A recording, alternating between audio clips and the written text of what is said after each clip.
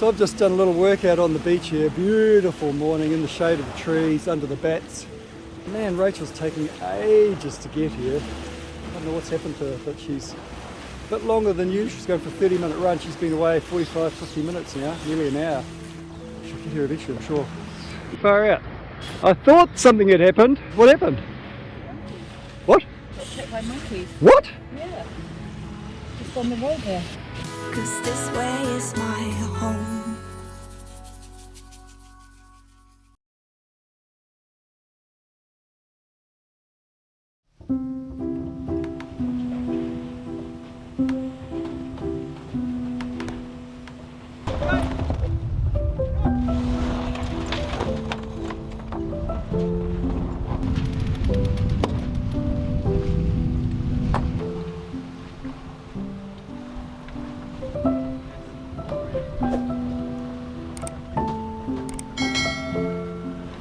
Buddy of mine, he wasn't too fond of the ocean, you know. So yeah, he never really went out on the ocean, you know. So name's Todd, if you meet him. He doesn't really drink water much either. Kind of scared of the stuff, you know. Anyway, that's Todd. Hello. First to leave, last to arrive. Yeah, we got pasted again. Yeah. Wasn't a race though, was No, it? it wasn't. Thankfully, luckily it wasn't a race.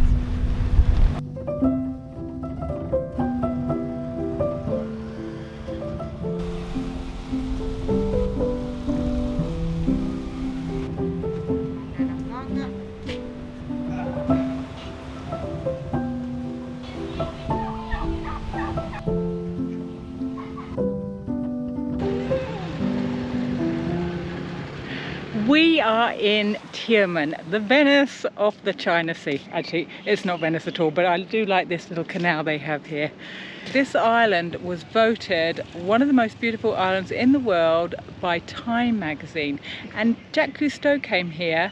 He rated this island one of the best diving spots. Since 1972, Tioman Island has been gazetted as a marine park to conserve and protect the marine flora and fauna. The local population number 2,650 across 7 villages, most of which are on the west coast. The island is covered in tropical rainforest dating to the Ice Age. Walking over the island through the jungle is a popular activity, just don't feed the monkeys. The path doesn't look very much like path that way, and the path doesn't look very much like path that way. But our guiding light apparently is that cable there that takes electricity to the other side of the island. If we can see that, apparently we're going the right way. So we're going the right way. But it's beginning to look like jungle now.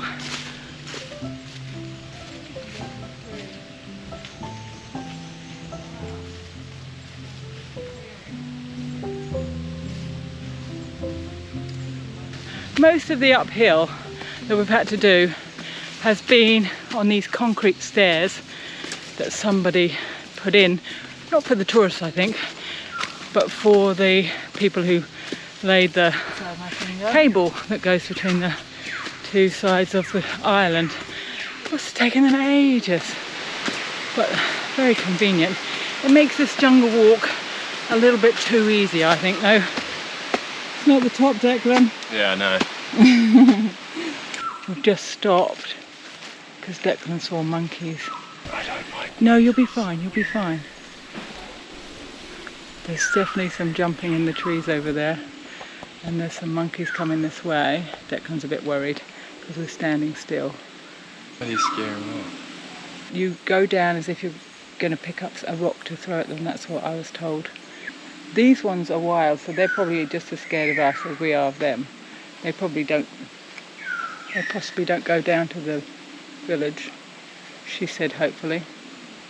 What were you thinking, Declan? I was just like, I didn't look at him, but I made sure that I could just still see him from In your peripheral in my vision. peripheral, yeah. We just walked past that big guy. Didn't see him till we were right beside him, but we just kept walking. We didn't stop, we didn't look, We were brave. Now we're here, we feel a lot better. Put a bit of distance between us. He looks really concerned, doesn't he, that we're here.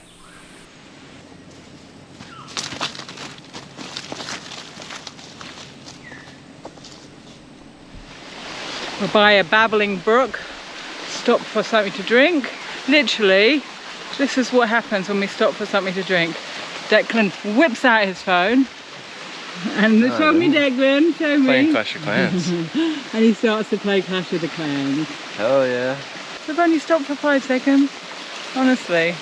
I mean, we need the phone because we have to phone, once we get to the other end, we're going to phone Rob and Ivan, and they're going to come over on motorbikes and collect us. We've been going for an hour and 2 minutes. Really? Yeah. Okay. It doesn't feel that long, does it? Or does it? To me, it doesn't feel that long. Feels like 40. And we're not at the top, but we're super close because it's a lot cooler and the canopy is very clear. There's nothing, doesn't seem to be anything above us.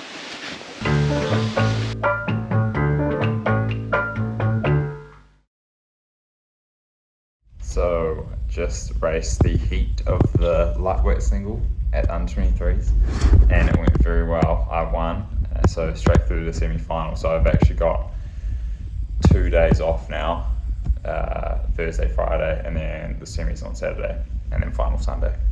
Although I won my heat, the guy who came second backed right off, like it was top 2 through to semi, and he was beating me by, I don't know, 3 seconds maybe when he backed off. So yeah, it's going to be hard going forward still. I'm actually like one of the slowest to qualify, but I've got more to give, I think. So looking forward to it. Now we meet the road. So it's another kilometre downhill to Jura. We have reception. Well, Actually, where I might go back up. Okay, we had reception up there. Back we go. Is it how many bars? 9 now. Oh, Oh, there we go, 2 bars. 2 bars right there. Is that Dad's number? Pretty sure.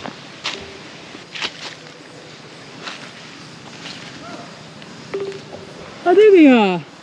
Well, there you go. We're just ringing you. We're literally just calling you. Oh, really? Yeah, you must have set up ages ago. Oh man, it's a long track, it's a long trip. Is it? Oh, steep road. How's this bush? How is this unbelievable jungle? It's so beautiful. Oh my word. It is stunning. You should have seen it on the walk, it's way better. Was it really? Oh, far out. I've seen some amazing, stunning specimen trees. We saw monkeys. We were like this close to the monkeys, we were a little bit scared. Really? Just don't look at them? Don't look at them, keep walking. Yeah, we just have to look down. Yeah. Okay, let's keep going. Okay, this looks steep again. Let's see how far we can go. Not far. Oh no. We're good. Yes! Yes. Yes! Get in! Get in! Dude, coming up! Oh, wait, are we talking? Ah! Get in! Oh, here we go! Come on! Should I follow you? My hands are fully pulled in. I've got the brakes fully pulled in right now. And we're slowing down, but not as quickly as you would think. These brakes are not very good. So That's reassuring to hear. yeah. But I've got it all that's under not the control. And if let's just say the brakes they give out, what do you want me to do? What's the game plan? I will push you. Should we just go straight into those bushes? No, I think hopefully the brakes won't do that. Well, you know. I know. If they did, Hoping for the best, prepare for the worst. okay. So what would you think we should do? I would say we slam our feet down and go into those trees. Okay. I think we try and turn to go uphill again. Yeah, no, but you'll speed up when you turn. Oh yeah, maybe if we zigzag, did we slow that? Would that slow us down? Probably, yeah. Yeah. Straight down.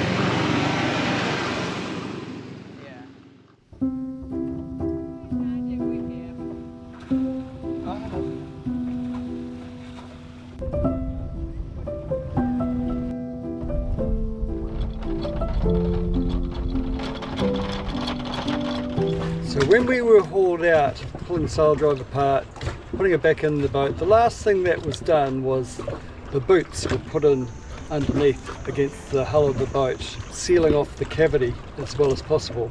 Now, really critical, this piece of equipment to stop barnacles growing up inside the cavity.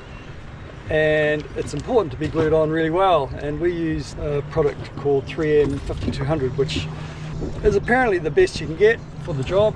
Now unfortunately part of it's come unstuck on both sides of the boat. You know, potentially it's a haul out job if it doesn't stay on. Another haul out potential. But anyway, so I'm going to have a go at sticking it back on with some epoxy, waterproof epoxy.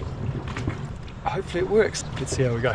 So that's the outside and the inside. What you do is you mix them together, squeeze them together, and that sets them off. The hardener, the epoxy, mix all together. Oh, don't think it's going to stick. Maybe if I try and peel a bit over, sit on top of the lip, give that a go. Really don't know if that's going to do it. We're now at a spot called Monkey Bay. There's so many monkey bays around, aren't there, in Southeast Asia. It is very shallow. It's high tide at the moment, and I think we've got about 2 meters depth here. I can pretty much touch the bottom. Look, ready, watch this. Right, I'll go like that. See, Yeah. It's a little deeper now. I'll let my mic over down. In the shallowest part, we had about that much under the keel. I could probably only just slide underneath it. Did you? No, I didn't try that. Get trapped under there. Look at him go! Oh. The ship is a rockin'. I can see it bending. I can see it starting to crack. So we have to vacate this area. There's a sunken ship here, or sunken boat, but it's part of a movie set. They're making a Netflix series called The Mole. But we have to go because they're just about to start filming. Did you tamper with that movie set? Not intentionally, no. It was accidental tampering. Yeah. I genuinely thought that was a sunken tour boat. Yeah. And I was like, oh, I'll swim through that. And I did, and then I came back up and Dad was like, and the guy was like, yeah, we're actually filming a thing. Can't have you touching it. It's the prop for our TV show. What did you touch? I touched the window at the front, like the frame, to go through it, and I also pulled myself through on the steering wheel a bit.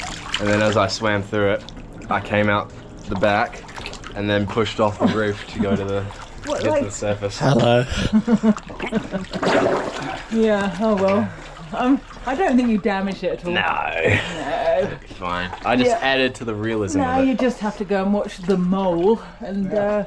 Wait, what was it? M-O-L-E? M-O-L-E. I thought he said the mall, like shopping mall, and I was thinking, what's he it? said, First one to build a mall wins. I thought he said like mall, like M-A-U-L. Yeah, like that's get what I mauled. said. Like getting mauled by a bear or There you something. go. We all held something different. What it'll be is there'll be like a cash prize, something like that, like 100k. Oh, And then there'll be one if the person mole that- wins. if they don't get the mole out, there'll be like clues in that to. It was like a murder mystery kind of thing. Yeah, Like the mole would have done something, and Yeah, if they they have to don't get get the the mole mole out out in to- time, the mole takes all the money. It could be 100k cash in that little boat. Go back. I didn't even know Imagine it. if you open it up and they've got like a couple stacks of money. Bullion. Yeah. Bullion. Stop it. Anyway, they started filming. There's a train.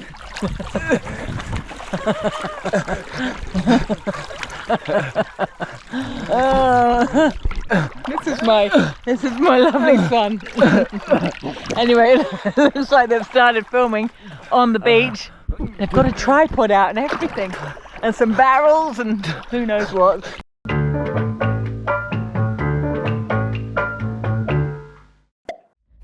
It is semi-finals day. Just in my hotel room and getting ready to go down to the track or the course. Yeah, so race is like at 12 o'clock this afternoon, so weigh-in's at 10. It's 8:30ish now. Yeah, I'm feeling a little bit, well, I'm feeling good to go. I've had a couple of days rest since the heat. But my weight's actually really good. Like, I'm actually underweight, so I've managed to eat some food and have a drink and stuff. But I am feeling a little bit, I don't know, not super tired, but just I think because I am lighter than usual. So I am feeling that, but like feeling good. Yeah, because usually I do struggle to kind of get weight. I am dressed up, ready to sweat, so I'm going to be like passively sweating on my way down to the course. But I actually think I'll be on weight by the time I get there after the food and stuff I've had. But yeah, usually I'd be on the bike sweating, dropping between like half a kg and a kg of weight. So Finn will either make the A final or the B final. If he comes in the top 3, he's in the A final, and the bottom 3, he's in the B final. There's only 6 lanes in a rowing race, which is crazy. That means only 6 people can go through to the final. I mean, if you've got swimming, they've got 10 lanes. If you've got athletics, I don't know how many people can. So what's the difference between coming 6th or 7th, 8th, 9th, 10th? Yeah, but it's exciting to be in the A final. To say I got into the A final is more exciting than saying I got into the B final. Yeah. Anyway, Finn's just about to start. It's very exciting. He's been, you know. Oh, there he is. There's his name. So we have Argentinians Sanito Menin in lane number 1. Right beside him we have I don't know how Denmark's Finn's feeling, Rasmus but I always Lund. get very Just nervous. We have Okay, they're off. Finlay Hamill from New Zealand in one of the centre lanes. We have Gian There he is, there he is. from Switzerland in lane 4. We have João He looks pretty good. Ferreira Batista from Brazil in lane number 5. He looks pretty good. There's and arms. right beside him we have Stephen Harris from Canada. Riding now with the quickest moving boat on the course. You can see that graphic light up in the bottom right indicating just that. This is the New Zealander Finlay Hamill, another name in the lightweight men's single sculls that we're familiar with. Yeah, currently in third position, right in front of Stephen Harris from Canada, and it is Hamill from Waikato Rowing Club.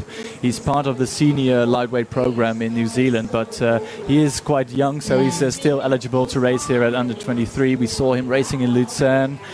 Well, he's in 2nd, but all the guys fighting for 3rd are in a lineup, only half a length behind Finn at the moment. So Finn's got his nose out for 2nd, and there's a line of boats. But the Swiss guy has gone out quite dominantly. And the battle behind him, well, that just continues on. It is New Zealand over Denmark, and so they've now traded spots, Denmark and New Zealand, with the Kiwi just ahead of them. Perhaps you can hear it on the live stream, but the cowbell's already ringing for Gian Fritziner from Switzerland. He has maintained his lead over New Zealand and Denmark, but Finlay Hamill of New Zealand, the Kiwi athlete, moving more securely into the 2nd position with Rasmus Lund from Denmark looking good to make the A final. So if he does, he automatically improves his performance from last year. And we see them here on the big screen. We see Finlay Hamill racing. He's pushing on, I think, 36 strokes a minute from the Kiwi, but the 35-stroke metronome from Switzerland, highest boat speed of the lot. So impressive to see him race here. Yeah, he's just cruising now. The cowbells are ringing in the stadiums. Struzina will be first across the line. Look at that open water advantage.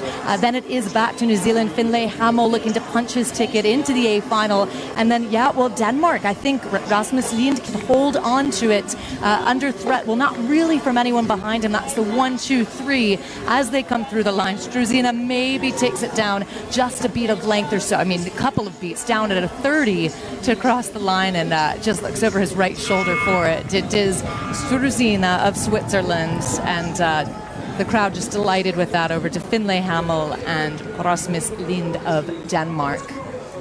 Yeah! He's in there! Final! 6 minutes 59. 6 minutes. Oh, 6 minutes.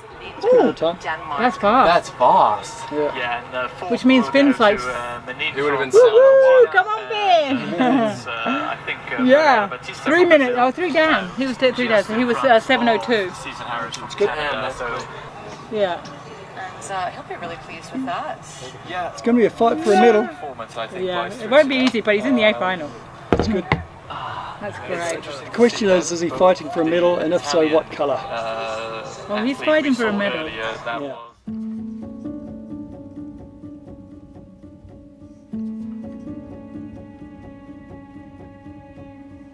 So I'm out on my run, and I ran past, well, there's a lovely big hill, and I ran up the hill and down the hill, and I've turned around to go back over, and there was a man feeding monkeys at the side of the road with mangoes as I was running past. He's now gone. The monkeys are all here, and they can get quite territorial, especially if you're carrying something. I've got a phone, I might put it down my running pants, because I'm a little anxious even walking through them. They're on both sides of the road and I don't want them to rush at me. So I might just wait till the motorbike comes through, see if they'll carry me past the monkeys. I'm a scaredy cat.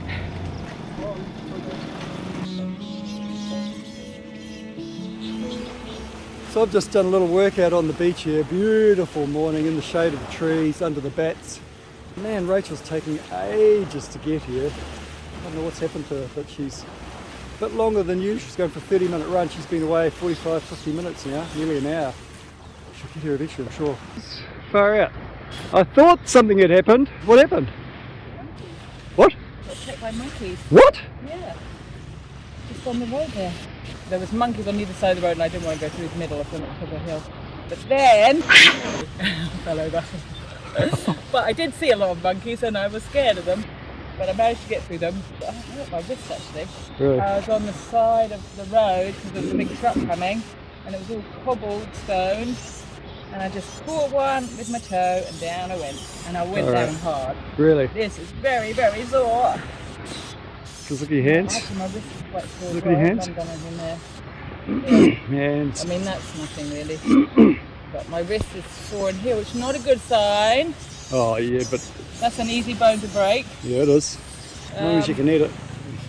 What? As long as you can eat it. Well, I suppose that's my clicking finger. Yeah, I can still edit.